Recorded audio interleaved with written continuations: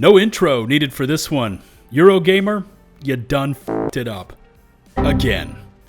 From their hot takes to differing sets of standards based on super mysterious factors, they've gone out again and confirmed why nobody should trust these reviews.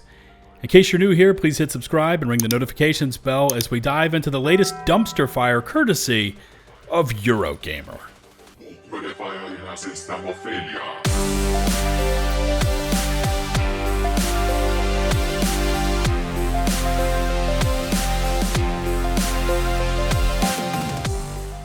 To say that Call of Duty Black Ops 7 is not doing well right now would be the understatement of the year. Currently sitting at a rating of mixed on Steam, with only 41% of those reviews as positive, with over 1,400 reviews logged in total. Now, something that absolutely blows my mind here is how it is currently still holding an 83 on Metacritic, ranging from a perfect score, that's right, a perfect 100 put on record from Gaming Trend, who says, quote, Call of Duty Black Ops 7 is an incredible feat by all teams involved. There has not been a Call of Duty game yet that has the scope of Black Ops 7 or the interconnected social experience it provides. Every facet of the game, whether zombies, multiplayer, in-game, Dead Ops Arcade 4, or campaign, feels like it was crafted passionately. Outstanding gameplay and progression systems backed up by a packed title. I'll be playing Black Ops 7 for a very long time. Black Ops 7 is the pinnacle of modern Call of Duty, blending the past with the present in a way that's worthy of the grind you'll be putting into it. And we go from there down to the lowest current score from critics, sitting at just a 70 from the likes of CG Magazine. But thus is the allure of these publications, wanting to keep their access and stay in favor with Microsoft and Activision. And so the fear of posting a scathing or even truthful review and never getting early reviews and such, again, is too much to risk. Hence these review scores and these bloated numbers, once again confirming everyday gamers and consumers' distrust in these review organizations. However, gamers have tried out Black Ops 7 and are casting a different gaze on this latest Call of Duty, with over 1,200 reviews, hitting it with just a 1.8 out of 10. And here are some of these reviews, and like I said, they are scathing. Here's one from Steam that says, a gigantic piece of bleep. I've had viruses on my computer that were more pleasant to install than this. And here's another from Metacritic, who gave this game a 0 out of 10. They said, it's so bad and disappointing that words fail me. And this is coming from a fan of the series who has played every COD game. It's the end. And likewise, the player counts are not doing well. The franchise is a shell of its former self, and those counts show it. I mean, here's Warzone 2 back in 2022, hitting nearly 500,000 concurrent players on Steam alone. Black Ops 6, just a year ago, by the way, 315,000 concurrent plus. And that's a very important marker, by the way, one which will show you just how far this franchise has fallen. And a few days ago, now let's compare it to Black Ops 7, drops to just barely cresting over 100,000 players, with the lion's share of the criticism, of course, falling on the campaign. Now, Black Ops has always bordered on the insane, but Black Ops 7 has taken that and just pushed it to new absurdities, from this giant Harper boss fight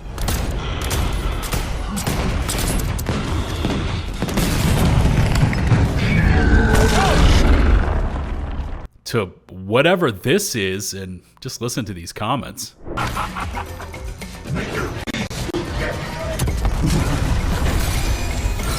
That it? Bro.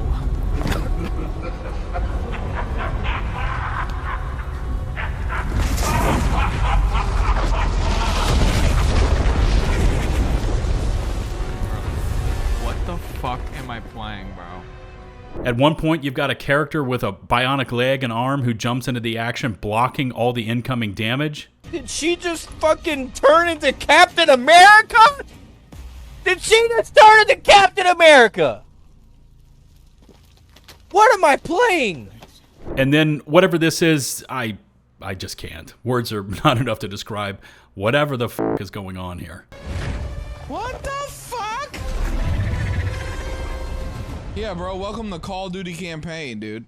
This is the most Like, what the shit actual for a fuck game. am I playing?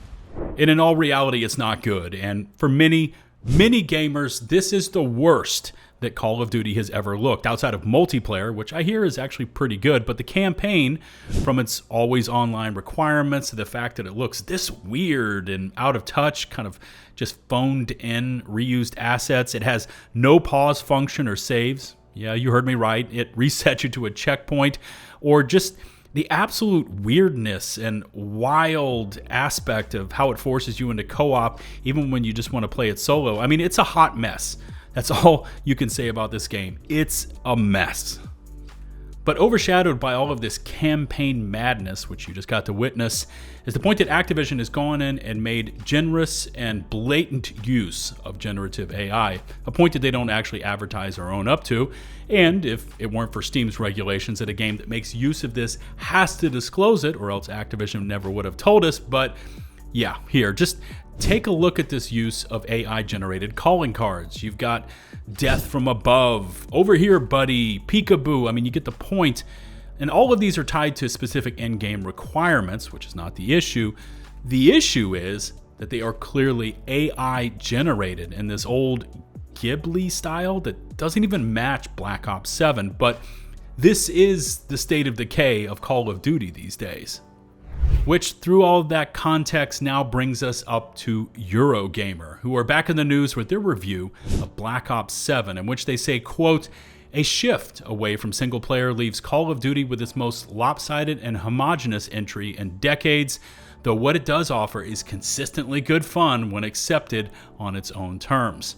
And then Eurogamer turns around, and for all that wacky, weird, and seriously out of touch footage you just got to see, they give the game a 3 out of 5 stars, which in Eurogamer's world equates to a 60 out of 100. Now, we can agree to disagree, and in this case, disagree heavily, but Eurogamer can say and rate it what they want. But clearly the fear of being shunned for next year's Modern Warfare release was here, and Eurogamer went soft on them, or at least that's the way many gamers felt. However, all of this Black Ops 7 campaign weirdness has now led up to this, and the point that Eurogamer, despite all the blatant use of generative AI sprinkled throughout this latest Modern Warfare title, never once mentions that fact in their review.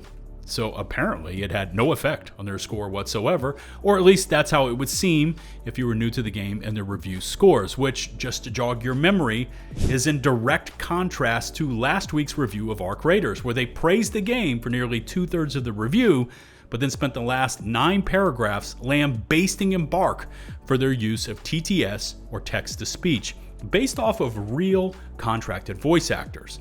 In fact, Eurogamer's review of Arc Raiders was so low in comparison to other outlets and where it had been scoring, it actually dropped their overall review score by a few points.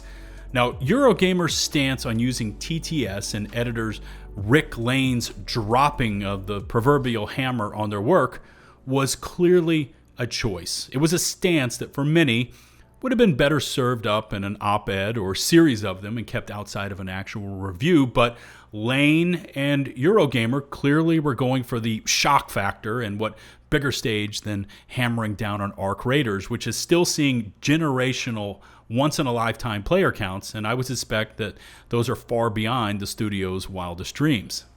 But what Eurogamer's stance also did here is set a precedence, because if one game that has received a glowing review only to get smashed in the final chapter for its use of TTS AI, then apparently this must be the standard moving forward, right?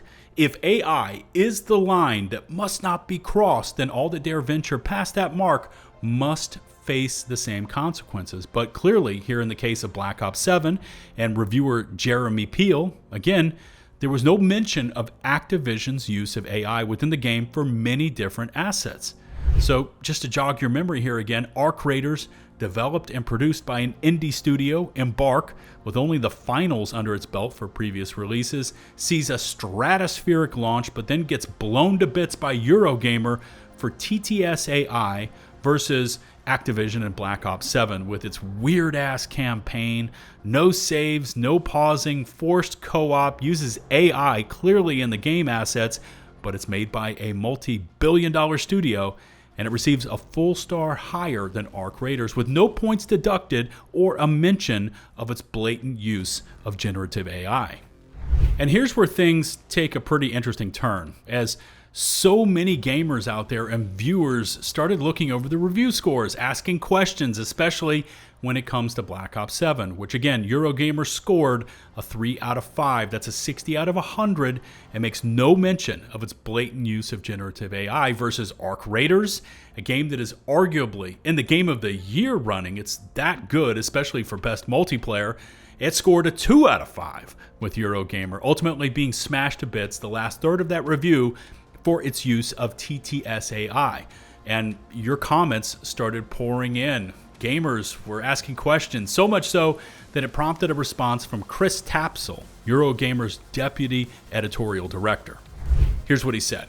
Hello. I know that there's a lot of discussion around the Arc Raiders review and AI here, so just wanted to pop in and clarify a few important points here, which should hopefully help. With Rick's Arc Raiders review, it's important to note that he did not criticize or mark down the game for containing generative AI or AI as a whole. He actually discussed one form of AI in the game relatively positively. For example, as said here of the AI used in the game's animations, quote, "It's an interesting technology and the effects it produces during matches are undeniably convincing." Instead, the criticism made in that review, to reinstate it again here for those who haven't read it, is this: that some of the AI, namely the generative voice AI used in that game, was something that directly, negatively impacted his experience of playing the game and ran in direct contrast to the themes the game sought to explore. As Rick said, quote, "Yes, using AI voices does compromise Arc Raiders, not just ethically, but artistically too." Again, from this editor, Rick, this was clearly a choice and a stance he decided to take with Arc Raiders. Continuing on, this is the point it's important to note. We're not calling out games for having any AI at all. We have no blanket policy on this, and opinions on this do not need to be consistent across all reviews on Eurogamer. I would argue that is absolutely incorrect.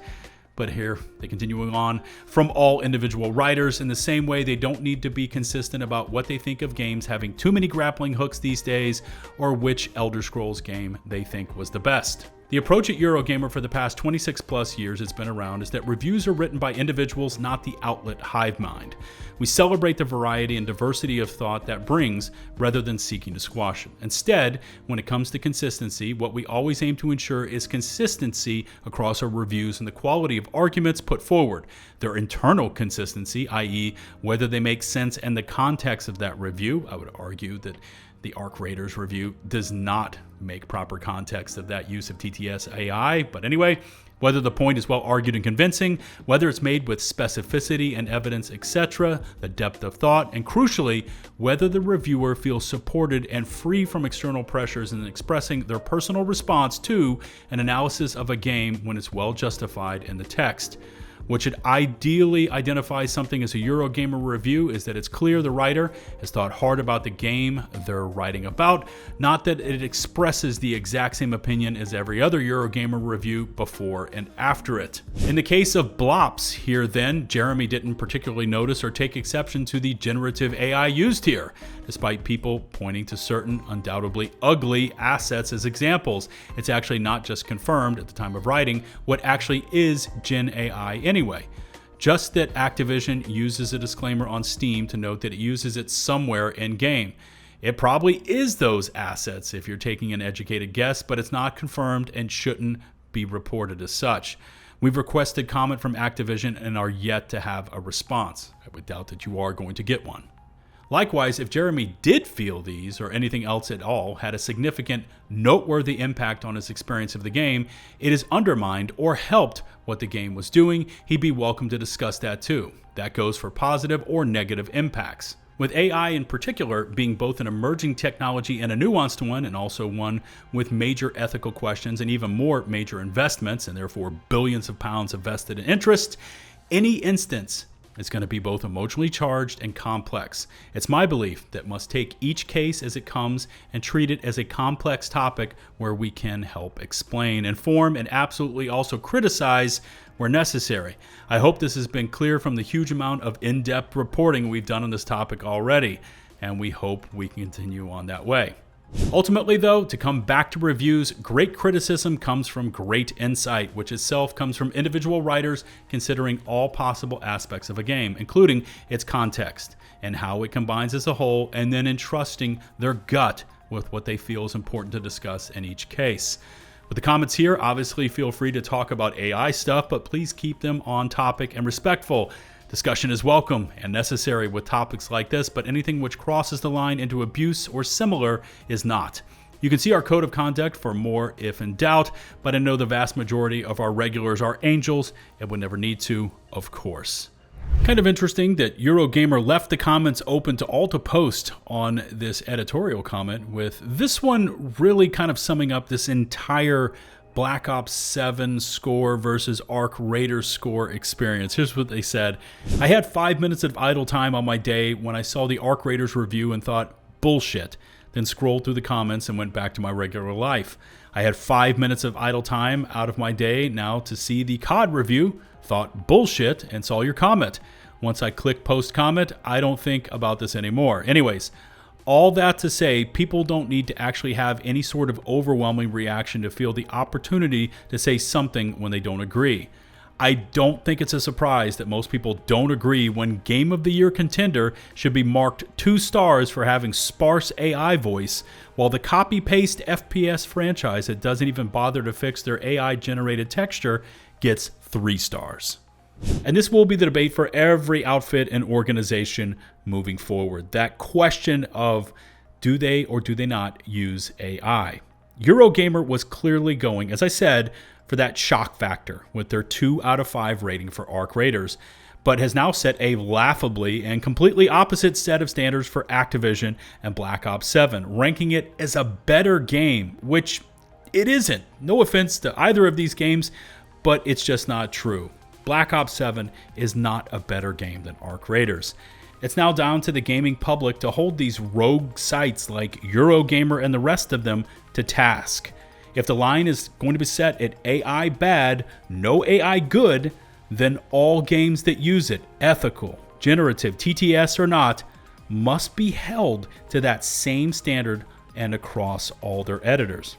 But my suspicion is that these groups will never do that, as it comes down to access, and for that, they will clearly bend the rules when needed. If you haven't done so already, please consider hitting subscribe and ringing the notifications bell. Thanks to all of our current channel members, for without your support, content like this would not be possible. And until the next one, this is LtBuzzLitebeer signing off.